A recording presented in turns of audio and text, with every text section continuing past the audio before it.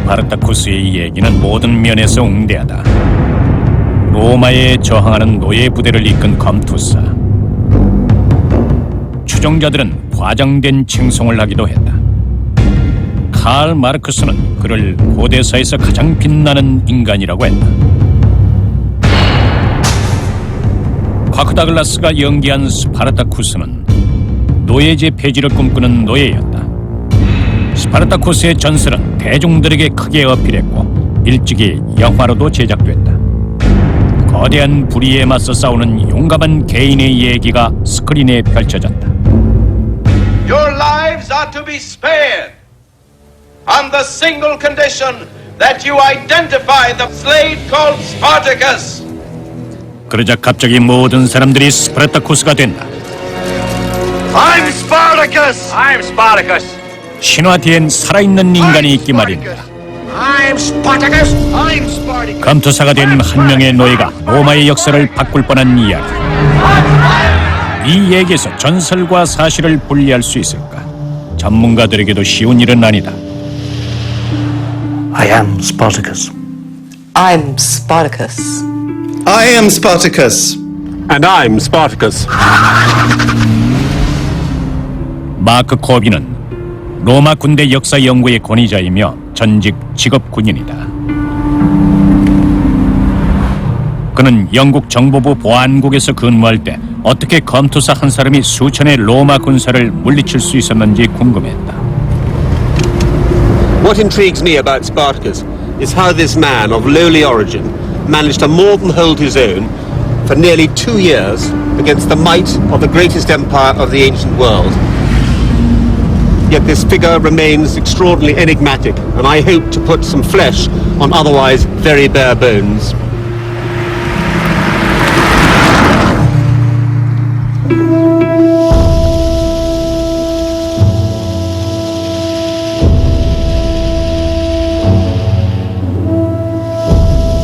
스파르타쿠스는 기원전에 살았던 인물이다.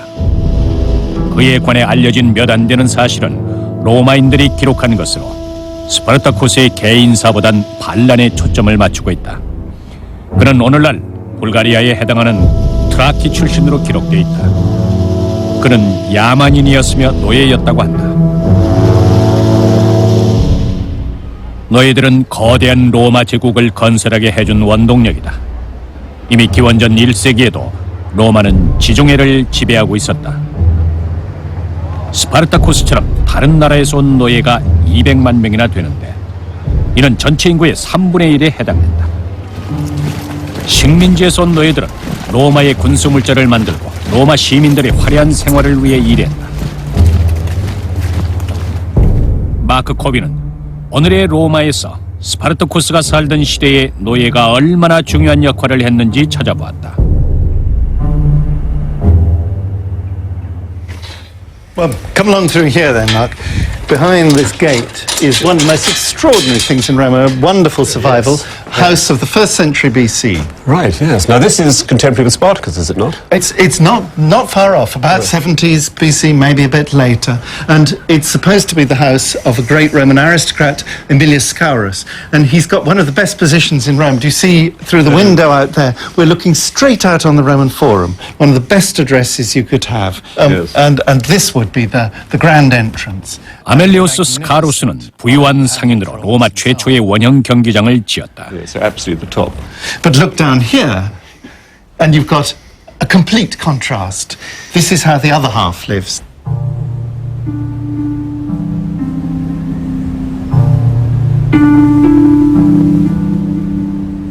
이 저택의 지하에는 2000년 전 로마 상류층의 생활을 받쳐주었던 노예들의 숙소가 있다. Look around here to the left, Mark. You see just a tiny little cubicle, just room for the bed itself and about a couple of feet in which to get onto the bed. No light whatsoever. And there's that low ceiling again. 로마의 모든 상류층 저택에는 지하 감옥 같은 노예 숙소가 있었다. 최고 400명의 노예들이 좁은 숙소에서 이름도 없이 살았다. How many people do you think Scaurus could actually keep down here? You really can't fit more than one, most two in each room, and yet there were households that had hundreds of slaves. Up to what? 200 or 300 perhaps? 400. Oh yes, the famous Yes. 이 작은 방에 살았던 노예들은 자유를 빼앗긴 채 살아갔다. Because they found lamps down here. Of course. If you come through here, you've got one which they've actually reconstructed. Oh, with plaster And still there, isn't Well, it? yes, that's genuine ancient plasterwork, and with decoration. Oh yes, indeed. Now, presumably, somebody like Spartacus would think they'd rather arrived in heaven if they were to live in such accommodation Well, as this. I think Spartacus would have been very lucky indeed to be in such well-decorated circumstances. No, this is not a room for a ground-down gladiator. Yes. 스파르타쿠스는 2년 전 시칠리아에서 일어났던 노예 반란을 알고 있었을 것이다. 그 반란은 로마를 불안하게 했다. 반란을 일으킨 노예들은 무서운 벌을 받았다. Slavery, by its very nature, is a violent, oppressive system. You can be beaten, you can be crucified, you can be executed, you can be flogged. And it's not so much that this necessarily happened every day, but the fear of it must have pervaded every slave's life and consciousness. I think that slaves were in danger of their lives, or felt themselves to be, and masters were in danger of slaves. So there was a mutual enmity.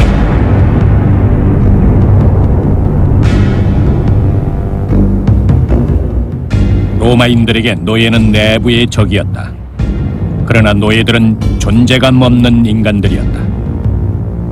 노예가 인간다운 대접을 받는 일은 드물었다.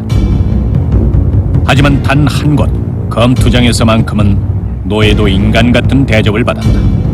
로마에서는 장렬히 싸우다 죽는 것을 최고의 미덕으로 쳤으며 설령 노예라도 예외는 없었다. 로마인들은 피로 얼룩진 검투장에서 최고의 미덕을 보며 즐거워했다. 죽음에 맞서는 용기를 보며 좋아했던 것이다.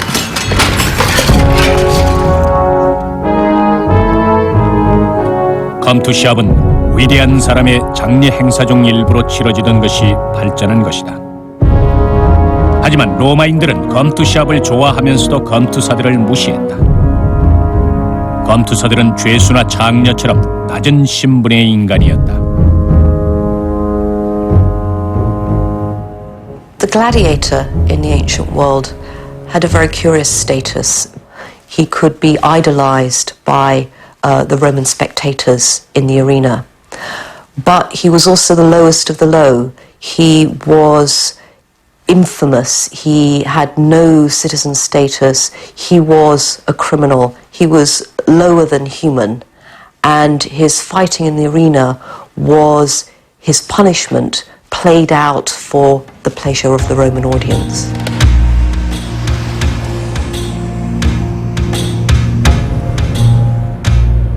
스파르타쿠스는 어떻게 검투사가 됐을까? 우리는 그를 힘이 세며 두려움이 없는 인간으로 알고 있다. 그는 트라키에서 침략군인 로마에 맞서 용감히 싸웠다고 한다. 그는 싸움을 시킬 노예, 검투사에 적합한 인물이었다.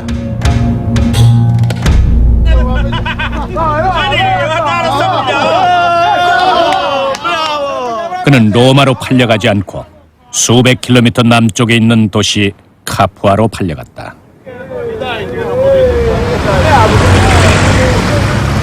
요즘의 카푸아는 교통이 복잡한 도시다. 2000년 전 그것은 로마 제국 내에서 뛰어난 검투사가 있는 곳으로 유명했다.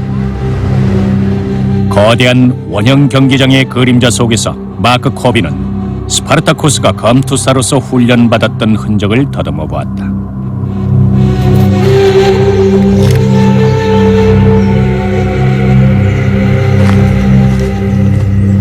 Capua is the most important gladiatorial site in the Roman world. This was the absolute center of the sport, the Old Trafford of the sport by our standards. The audiences here would have been more perceptive than audiences anywhere else in Italy, and the combat was also matchless. This was a society that loved blood, and the killing was absolutely central to its culture. This was a way of demonstrating to the audience in that arena behind me life and death, pathos, skill at arms, brutality, the whole works. 스파르타쿠스가 어떤 죄목으로 노예가 됐는지는 모른다. 확실한 건 경매에서 스파르타쿠스를 산 사람이 렌틸루스 포티아누스라는 것이다. 그는 카푸아에서 검투사를 양성하는 사람이었던 것 같다. 그에게 스파르타쿠스는 그저 비연방에서 잡혀온 노예일 뿐이었다. Most of the gladiators would probably be only recently enslaved. They were brought to Italy, they were put up stark naked in a slave market. A Lannister would come along and look at them and say, he's got just the body to make a good gladiator. So this would have been a bit of a shock. One minute they will have been living in a small mud hut on the other side of the Rhine, perhaps, or in the depths of Macedonia, and a year later they'd be fighting for their lives in the arena behind me. 그들이 끌려간 세계는 악몽 같았다. 노예들은 어쩔 수 없이 검투사가 돼야만 했다. Gladiators undertook an oath that they would do as they were told or run the risk of being beaten or branded or even killed. So it was an extraordinarily tough regime filled with threats, violence, and arbitrary acts of cruelty.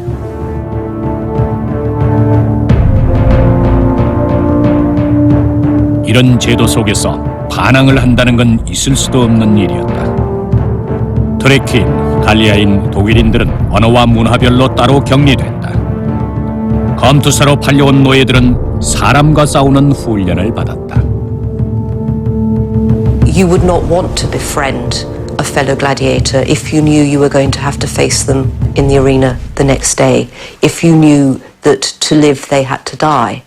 And yet the history of Spartacus and his breaking out of the Capua school with his fellow gladiators suggests that somewhere along the line Spartacus managed to overcome that terrible problem of the gladiatorial school and to find a common bond.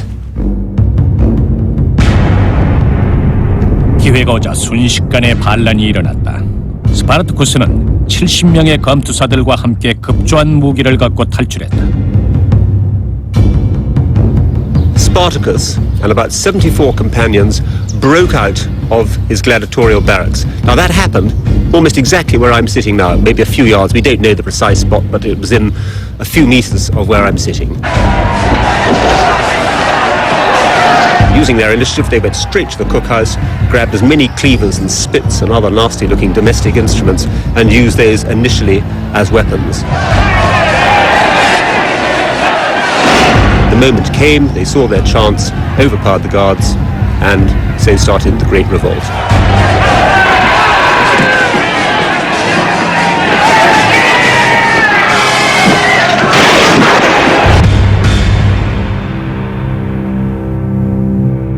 그들은 이곳으로 숨어들었다.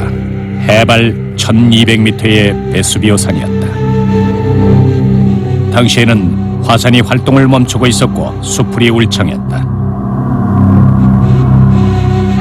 이곳에서 스파르타쿠스는 산 아래 드넓은 평원을 바라보며 다음 일을 생각했다. 도망친 검투사들은 산 아래에 있는 화려한 도시 폼페이를 다음 목표로 삼았다.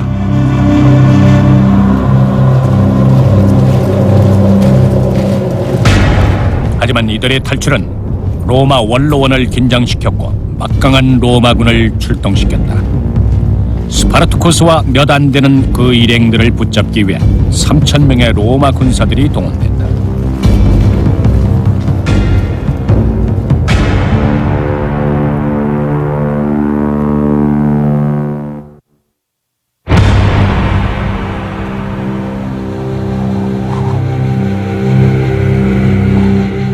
카푸아의 검투사 양성소를 탈출한 뒤 스파르타쿠스와 동료들은 베수비오 산에 은신처를 마련했다. 산 아래에는 폼페이가 있었다. 폼페이는 비교적 방어가 허술한 도시였다. 그리고 방종과 타락의 도시로도 유명했다.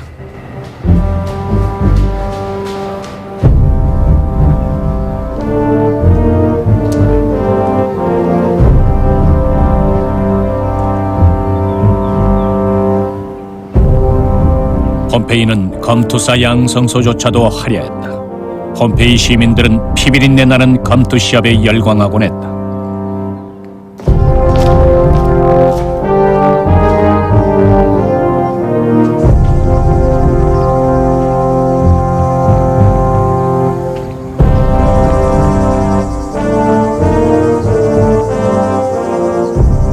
스파르타쿠스가 이 경기장에 설 수도 있었다. 이곳은 카푸아의 검투사들이 팔려오던 곳이었기 때문이다. 그는 폼페이를 내려다보았다. 스파르타쿠스는 산꼭대기에서 폼페이를 내려다보며 즐거워하고 있었던 것이다. This really was one of the softest cities in Italy. It had gloried in gladiatorial games, it promoted gladiatorial games, and suddenly the gladiators were after them. 이젠 검투사들만이 아니었다. 베수비오 산속의 은신처로 로마의 불만을 품은 사람들이 모여들었다. 오랫동안 핍박받아온 하층민들은 스파르타쿠스에게서 새로운 지도자의 모습을 발견한 것이다. Spartacus seems to accumulate a very mixed group of people. You've got a core of gladiators, then you've got runaway slaves, but you've then got the whole sort of rather unstable population of the area, the dispossessed, anyone who hasn't got a firm stake in the land gathers around the banners. 반란에 동참하는 사람들은 늘어났지만 도망자들이 모인 오합지졸에 불과했다. 반란이 있을 것 같은 기미만 보여도 로마군이 들이닥쳤다. When the first Roman force of 3,000 men arrived at Vesuvius, they will have been very cocky and overconfident. Here they were, just taking on a small handful of gladiators as they saw it, and some miscellaneous scum. After all, they represented the great power, they had leadership, they had weapons, they had equipment, they had the greatest state in the known world behind them. Frankly, this was going to be a bit of a pushover. 스파르타쿠스는 그렇지 않다는 걸 증명했다. 로마군의 힘은 막강했지만 그의 검투사들은 타이밍 센스가 있었다. 그들은 언제 전투를 개시해야 할지 알고 있었다. From up there, of course, he had a magnificent view of the entire Campanian plain. He was sitting really in his own natural amphitheatre.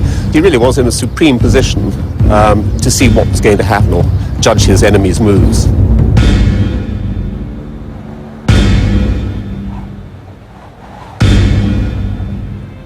스파르타쿠스의 무리가 공격을 시작했다. 그들은 포도넝쿨로 만든 투망을 썼고 전 대원들을 동원해 적군을 가파른 비탈로 몰아갔다. He manages to get behind the Roman lines and then attacks their camp from behind.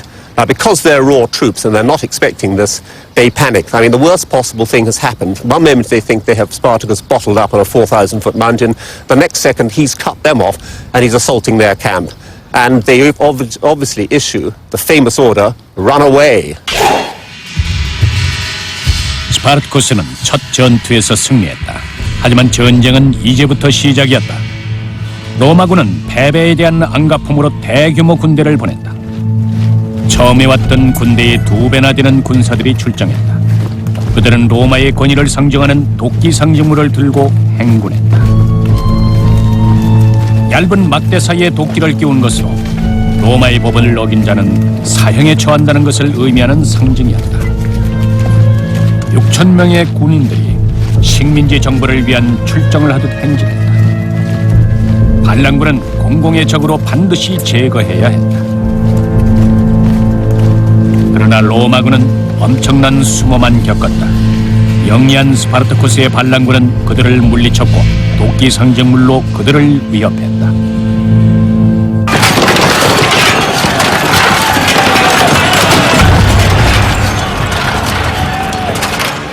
로마의 권위를 나타내는 상징은 이제 노예들의 손에 들어가 로마를 위협했다.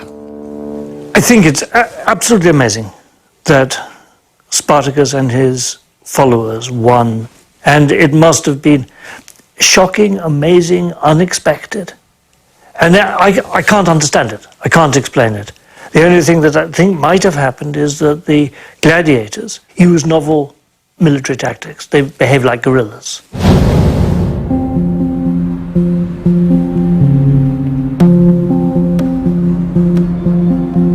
스파르타쿠스는 자신의 대원들을 폼페이에 안주시키지 않았다. 그는 남쪽의 작은 마을로 재빨리 이동했다. 그는 전리품을 모든 대원과 공평하게 나눠 가졌다. 로마 장군들과는 다른 행동이었다. 그는 새로운 형태의 지도자였으며 새로운 개념의 전쟁을 이끌었다.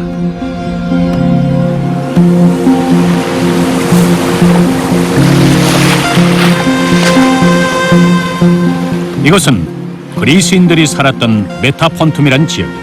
그는 이곳에서 겨울을 준비했다. 이곳에서 노예들은 전사가 됐다. It's a perfect site for Spartacus to have picked, frankly, for the winter. It's over 350 miles from Rome, so it makes it awkward to get to. Its rear is protected by the sea, so you cannot be surrounded and cut off here. The approaches to it over there, once one gets up into the hill country, are fairly awkward. It sits in an incredibly rich plain, just oozing with Weetabix and goodies that the Greeks have been irrigating for 500 years, so there's no problem with food supply. And he's got about 3 to 4 months to turn his polyglot multinational force into a credible fighting army.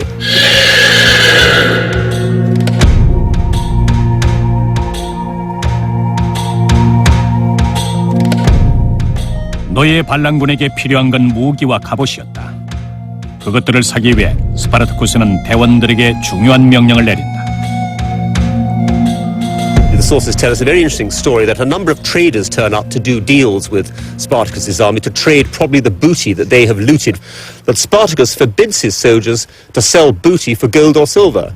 He says, all I want is brass or iron, because brass and iron can be turned into weapons, because he's effectively setting up an arms industry here, smelting iron and turning it as fast as possible into whatever armor and equipment he can make, so that every man has a weapon.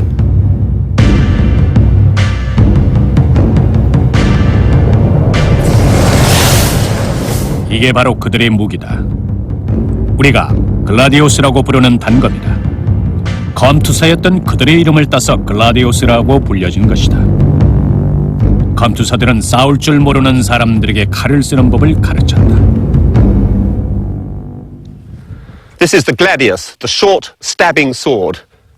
It's about 22 inches long, weighs about 3 pounds. Ideally, this weapon would be thrust right through the center of the body, such as like that, severing the nervous system and then withdrawn. If, for some reason, you can't hit the center of the opponent's body, he's armored or you feel that you're not up to taking a shot straight through the center here, the secondary option would be to go for the throat or for the head. And then as the sword was withdrawn over his shattered teeth. But a very, very effective killing weapon. In my opinion, the finest infantry killing weapon ever up until the gunpowder age. 스파르타쿠스는 노예들을 훌륭한 군인으로 단련시켰다. 그보다 중요한 건 여러 나라 출신 대원들을 단결시키는 것이었다. 처음으로 그에게 이 일을 제기한 건 갈리아인과 셀틱인이었다. 크릭서스가 이끄는 독일인들도 저항했다. 이들은 노략질하는 것을 더 좋아했다. 그들은 다루기 힘든 집단이었고 스파르타쿠스는 자신의 지위가 불안함을 알았다. They had no ideology, they had no doctrine, no shared set of principles. So his leadership must always have been slightly tenuous. He's not a general in an institutionalized position. He's a leader who must retain leadership by force of personality, but the separate identity of the Celtic Germans persists. 스파르타쿠스는 노예 반란군에게 공통된 목표를 만들어주기로 결심했다. 그는 로마군을 기다리지 않고 북쪽으로 진군했다. 로마를 물리치고 알프스 산맥을 넘어 고향으로 가기로 한 것이다.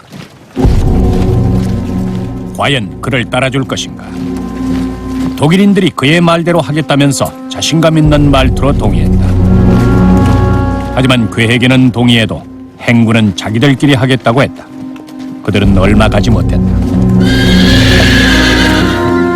독일인들은 가르가노 산에서 매복 중이던 로마군에게 잡혔다. 독일인 무리 중에서 2,000명이 그곳에서 죽었다. 리더인 크릭서스도 죽었다.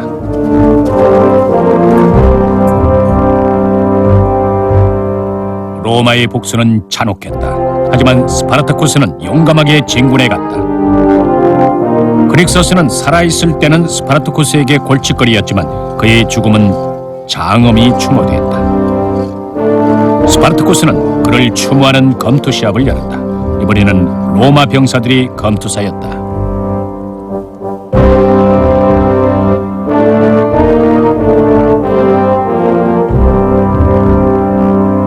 Spartacus bounces back with an extraordinary piece of theatre, a fantastic piece of propaganda. He takes 400 Roman prisoners who he's previously captured and forces them to fight gladiatorial games, funereal games, for the very soul of Crixus. Now this is an extraordinary reverse and would have caused the Romans extraordinary intake of breath when this news got back to Rome. 위대한 순간이었다. 스파르타쿠스와 노예 반란군 로마인들보다 더 로마인다워졌다. 이때부터 그는 로마인들을 두렵게 했다. This is the nightmare opponent. He's the lowest of the low. But he's got the brains, he's got the courage that are the defining characteristics of a civilization that sees itself as superior. And he's seizing all their virtues, challenging them, and saying, I, the slave, am the real hero. That's a tremendous psychological challenge.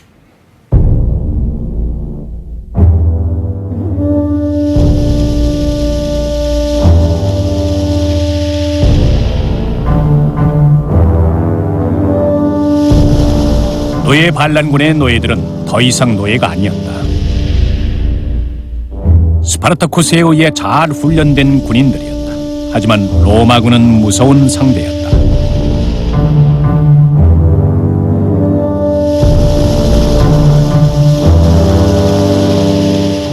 아직까지는 행운이 따라주었다. 로마군은 외국군과 싸우느라 정신이 없었다. 이탈리아에서는 뛰어난 부대가 남아있지 않았다. 하지만 800km 밖에서 반란군은 뛰어난 정예부대와 만난다.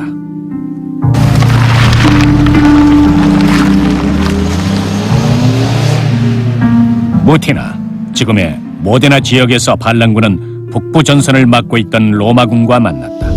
로마군의 리더는 가이우스 카시우스였다. This army is the real thing, a real professional Roman battle-trained army with long-service professional centurions as its backbone.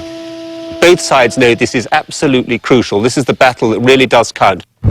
스파르타쿠스 군대의 사기는 하늘을 찔렀다. 그들 2,000명의 반란군은 알프스 산맥 앞에서 로마군과 만났다. 알프스 너머엔 자유가 있었다. 이 전투는 그들의 단검과 그들의 결의를 테스트하는 최종 관문과도 같았다.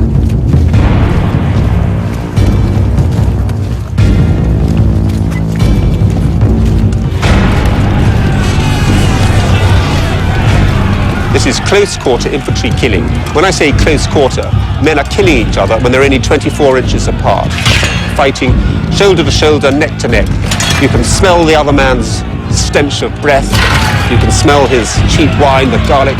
You can see his stubble on his chin as you ram your sword through the man's throat and rupture his jugular. You will be splashed in his blood. 이 전투에서 승리를 거둔 것은 노예 반란군이었다. 그들은 불타는 의지 하나로 로마군을 무찌르며 진군했다. 가이우스 가시우스의 군대는 완전히 항복했다.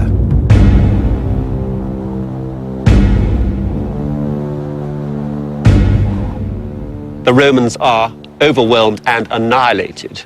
Virtually every man, I think, is lost. Because not only is their army destroyed, but we know that their camp is also taken. And that one source also tells us that their commander, the proconsul, is also killed. This is inexplicable. This is a first-class military victory.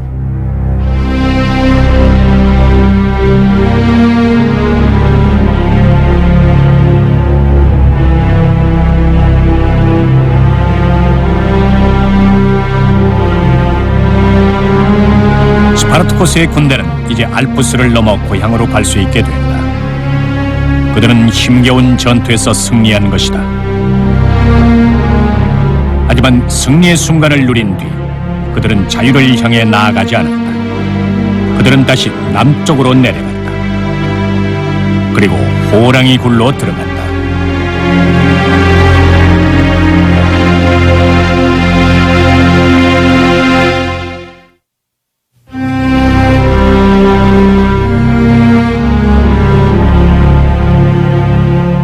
스파르타쿠스와 노예 반란군은 이탈리아 반도의 북쪽 끝 알프스까지 진격했다. 알프스 너머에는 고향과 자유가 있었다. 하지만 스파르타쿠스와 그의 동료들은 이제 집으로 갈 생각이 없었다. 그들은 다시 남쪽으로 내려가 로마를 점령하고 싶었다. The army have got a taste now for plunder and loot and booty, and the idea of clambering across the Alps and heading into the barbarian world beyond is not very attractive. The men say, right, we're going to vote with our feet. We ain't going forward. We want to go backwards. And however much he harangues them, he can do nothing about it. 스파르타쿠스도 손해볼 건 없었다. He must have thought that he would go back to anonymity. He would no longer be a general. The only way in which he could maintain his status, the exhilaration of combat, of being in charge, was to keep his army together.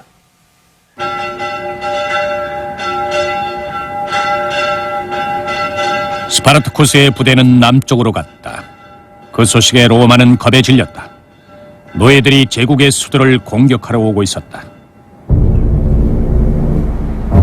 아무도 스파르타쿠스에게 맞서 싸우려 하지 않았다. 노예와 싸운다는 게 명예로운 일도 아니었을 뿐더러 위험했기 때문이다. 드디어 한 사람이 나섰다.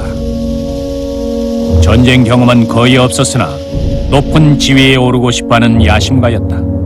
그의 이름은 마르쿠스 리시니우스 크라수스였다. 그는 로마 부호였다.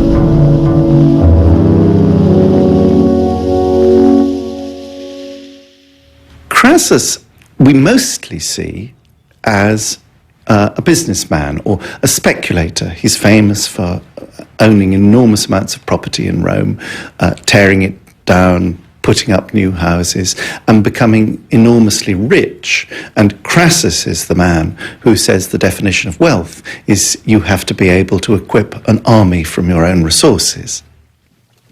크라수스는 엄청난 재산가였다.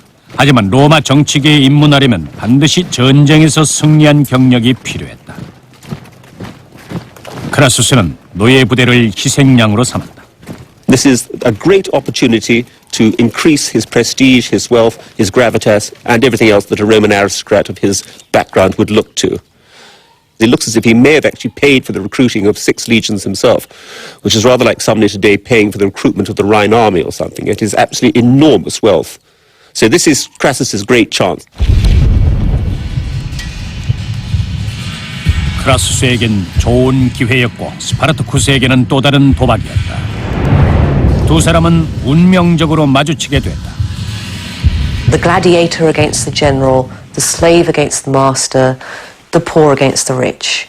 It's all neatly embodied in Spartacus and Crassus. 크라수스는 적이 움직일 때까지 기다렸다. 그는 로마에서 수비를 하고 있었다. 노예 반란군이 로마의 성벽을 부수고 들어올 거라고 생각했다.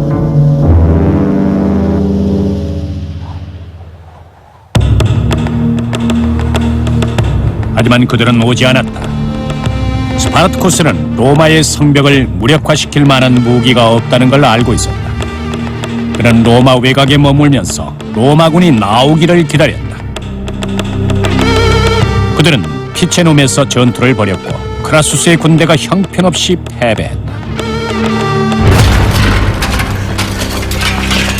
크라수스가 이 전투를 지휘했던 것 같은데 그는 뛰어난 군인은 아니었다. The Romans frankly run away. Even worse, they shed their equipment to run even faster. And Crassus now is faced with an appalling problem. He must get a grip soon, otherwise this army will go exactly the same way all the other Roman armies have gone.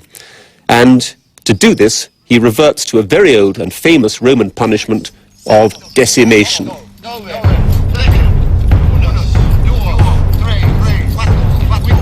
데시메이션은 고대 로마에서 겁쟁이에게 내린 벌이다. 이것은 10명마다 한 사람씩을 뽑아 처형하는 벌이다. 크라수스의 군대에서는 모두 4,000명이 그렇게 죽임을 당했다. 그들은 같은 로마군 전우에게 맞아 죽었다.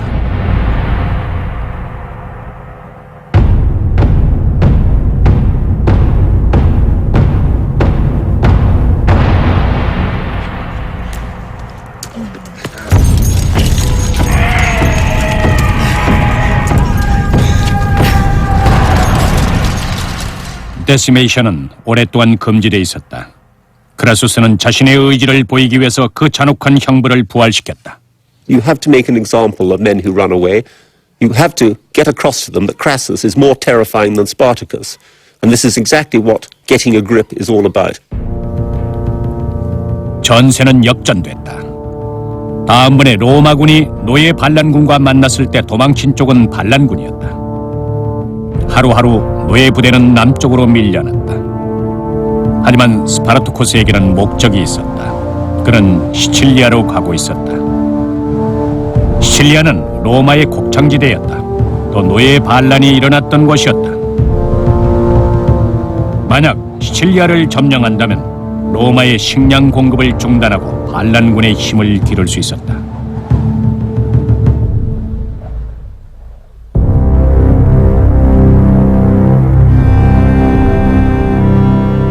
하지만 시칠리아와 본토 사이에는 거친 바다가 있었다. 신화에서는 그 바다 속에 시엘라와 카리보투스라는 괴물이 산다고 했다. 그걸 증명이라도 하듯 좁은 해협의 물살은 몹시 거칠었다. 스파르타쿠스는 일부 대원들을 보내서 해적과 거래하려 했다. 하지만 그는 배신만 당했다. 겨울이 오고 있었고 노예 반란군은 궁지에 몰려 있었다.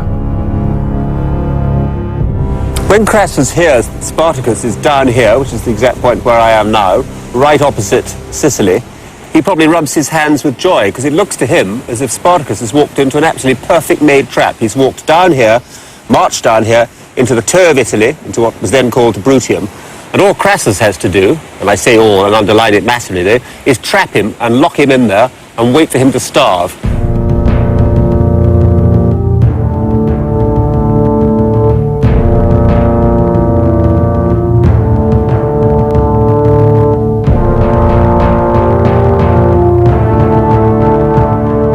그것은 엄청난 건축물이었다. 크라수스는 방어용 개천까지 만들고 이탈리아 반도 끝에 노예 반란군을 완벽하게 가둔 것이다. 크라수스의 로마군은 누구도 넘지 못할 튼튼한 성벽을 쌓았다. Crassus' position is incredibly strong. His army have constructed a magnificent fortification across this isthmus, so he is in a very strong position, and he probably thinks that this is impregnable, that Spartacus will come up and will probably attack it, but will beat himself to pieces on it, just as the waves do on the rocks. 성벽을 향한 첫 번째 전투에서 반란군은 큰 손상을 입는다. 6,000명의 반란군이 죽었다. 하지만 스파르타쿠스도 크라수스처럼 잔혹해졌다. 그는 실패의 대가가 뭔지 확실히 보여줬다.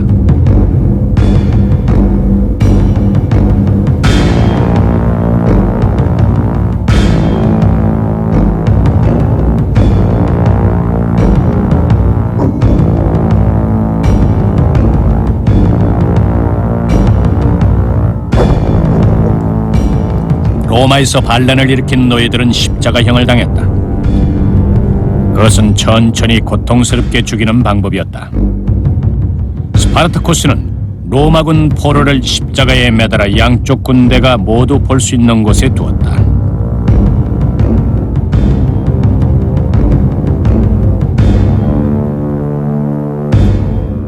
This is the type of nail that was used.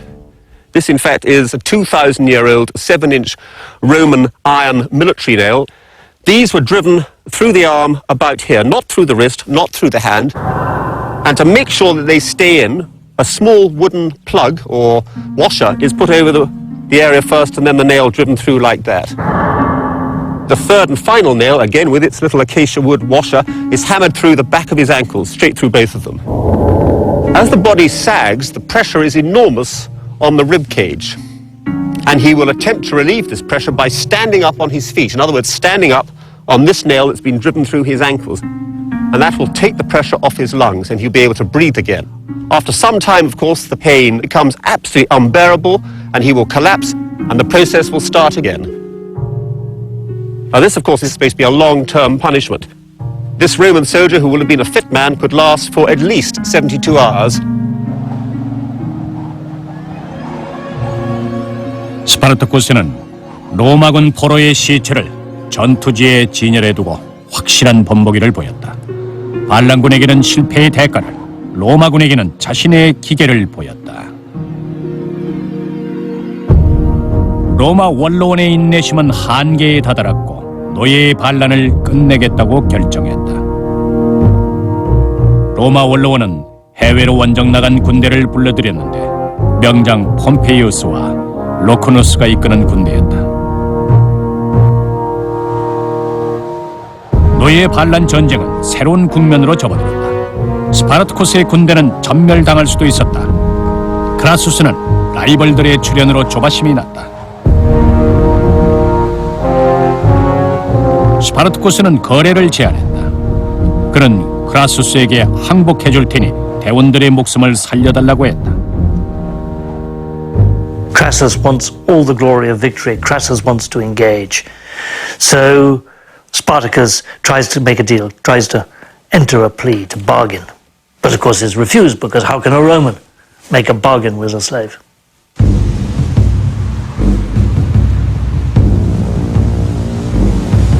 반란군은 로마군을 한 번 더 놀래켰다.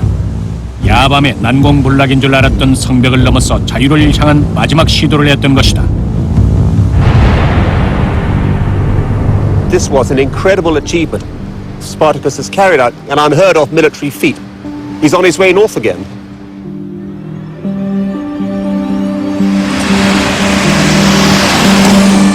하지만 스파르타쿠스에게 점점 선택의 여지는 적어져갔다. 노예 반란군은 천하무적이었다. 이탈리아 건투사들을 모두 모아둔 것처럼 뛰어났다. 하지만 이제 남은 건 단 한 번의 전투뿐이었다. 죽느냐 사느냐. 세 군데에서 로마군이 노예 반란군을 조여오고 있었다. 또 한 번 노예 반란군이 로마로 향했고 또 한 번 무모한 행군이 시작됐다. 또 한 번 독일인 노예들은 자기들끼리 싸우겠다고 나섰다. 그리고 크라수스의 군대에게 완패했다. 35,000명이 죽었다. 스파르타쿠스의 군대는 로마군보다 수적으로 열세였지만 그의 군대들은 용감했다. 그들은 전투를 하자고 요구했다. 그들은 로마군을 상대로 9차례나 승리했으며 이탈리아를 2번이나 종단했다. 사기는 최고조였고 전투를 원했다. 그리고 또 한 번 스파르타쿠스는 그들의 바람대로 한다. This is a battle he has not sought, he does not want. But unfortunately, they are intoxicated by success. They feel they are supermen. This man Spartacus has led them to superhuman achievements, and they frankly overrule him. 이곳은 솔라리스 강이다. 이곳에서 노예 군대는 최후의 전투를 벌였다. 크라수스는 이곳에서 그토록 원하던 승리의 영광을 꿈꾸었다. 스파르타쿠스는 바라는 것이 없었다. 다만 어떤 일이 있어도 대원들과 함께 할 각오를 했다. Spartacus calls for his horse, and in front of his entire army, kills it, saying to his army, if we win, I will have no need of this horse because we will have thousands of Roman horses. And if we lose, I will have no use of a horse anyway. In other words, publicly stating to his men that your fate is my fate.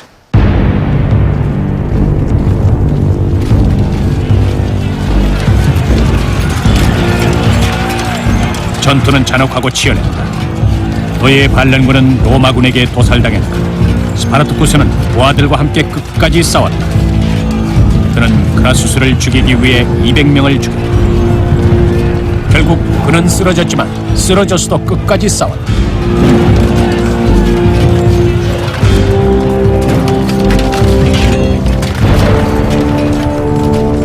Here was one of the most outstanding commanders of the ancient world, a man who came from absolutely the very bottom and the lowest dregs of the gutter, rose up, built an army from scratch without any assistance virtually at all, and took on the world's finest army and held it at bay for 2 years. 로마군은 스파르타쿠스에게 당했던 2년간의 패배를 서력했다. 5개의 독수리 깃발, 26개의 군대 깃발, 모두 스파르타쿠스가 로마군을 물리치고 빼앗은 것들이었다. 로마군은 로마의 권위를 상징하는 도끼 표식도 되찾았다.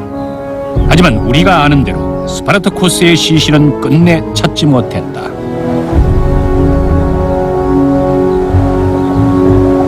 The image of the missing body is part of the myth creation of a legendary figure. Spartacus is both reality, a rebellious general slave who is miraculously effective as a leader of slaves, of gladiators, of peasants. But also he is a symbol of barbarian strength, a warning of what might happen to Rome. In the end, if we're not careful, the people whom we defeated will defeat us. And of course it happened. It took 4 centuries, but it happened. 스파르타쿠스는 로마인들에 의해 전설이 됐다. 노예 주인들은 그를 반란을 일으킨 노예로 기록했고, 그를 물리친 군인들은 그가 싸웠던 전투의 기록을 남겼다. 로마인들에게 그는 무서운 존재였다. 로마인들은 우리들처럼 스파르타쿠스를 영웅이라고 생각하지 않았다. 그들에게는 로마에 반항한 인물일 뿐이었다.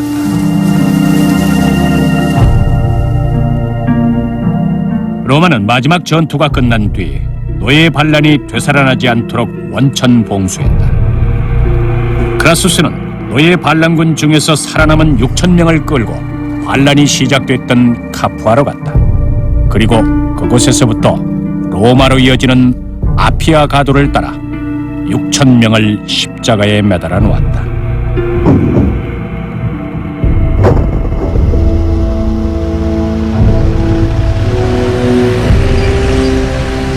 This was really the Roman equivalent of the M4 or the M1. Hundreds of people would be travelling up and down this road every day. And after all, not only were they going to see 6,000 bodies between here and the capital, they would see those 6,000 bodies for the next 3 months, because the bodies were not taken down and buried. They were just allowed to rot and finally disintegrated. This is, yes, the end of a extraordinary, but ultimately a story riddled with pathos and sadness at the end of the day.